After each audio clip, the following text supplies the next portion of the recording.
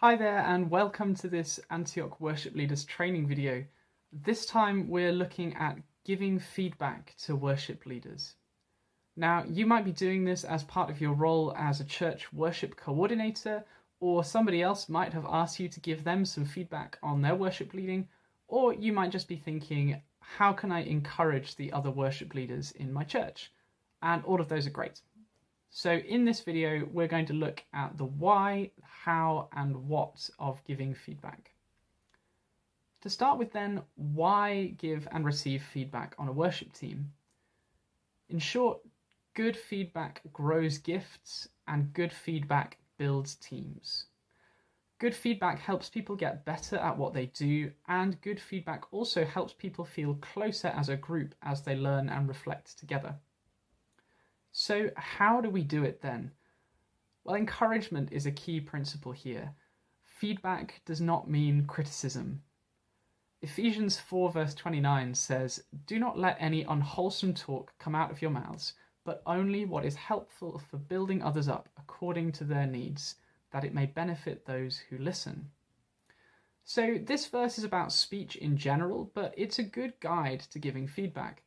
The focus is on building others up, growing gifts, and giving encouragement. It's for the hearer, according to their needs, not according to my desire to share my opinion. And it's given for the listener's benefit, for their good, not their harm.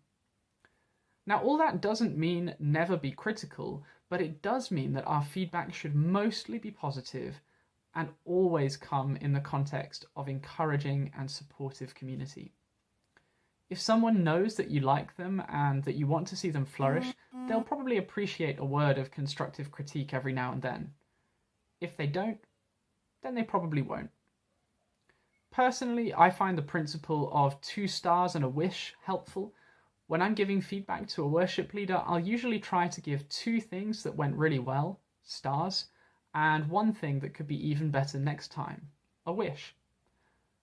So now we've looked at why and how, let's move on to what. When you're giving feedback, it's sometimes hard to know what to say. So what could you talk about? Broadly, there are 3 categories here: musical skills, worship leading skills, and overall experience. So thinking about some ideas for musical skills, the tempo and feel of the songs, was the speed consistent? Did the energetic songs feel energetic? Did the reflective songs feel reflective? If there was a band, were they playing closely together, or did they drift apart sometimes? Beginnings and endings, were they confident or more hesitant? Maybe they played well alongside prayer, quieter, more spacious, letting the voices be heard. You could also think about strumming patterns on the guitar, rhythmic choices on the keyboard or the percussion, and you could also think about their singing, vocal tuning, confidence, or tone. Then worship leading skills. Song choices, did they flow together as a set? Maybe they fitted really well with the sermon. Or YouTube video choices, were they in a singable key with clear lyrics visible? You could think about how they gathered people into worship, or helped the congregation to pray, or encouraged a new leader or musician by leading with them.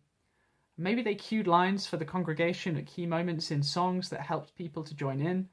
Maybe they stayed with part of a song for a bit longer to help some prayer to happen, or maybe there was a moment of spontaneous worship that responded to what God was doing in the room.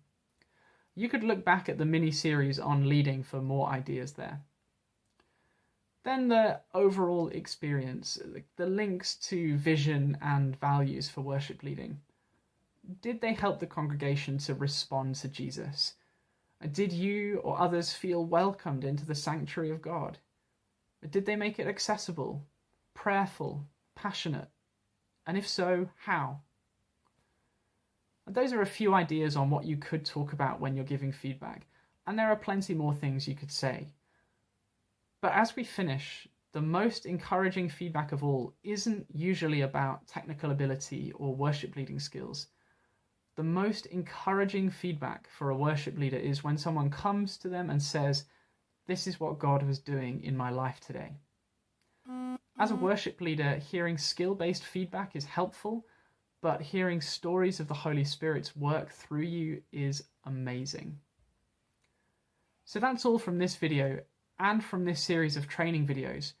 So may God bless you as you follow Jesus and lead his people in worship. Thanks so much for watching.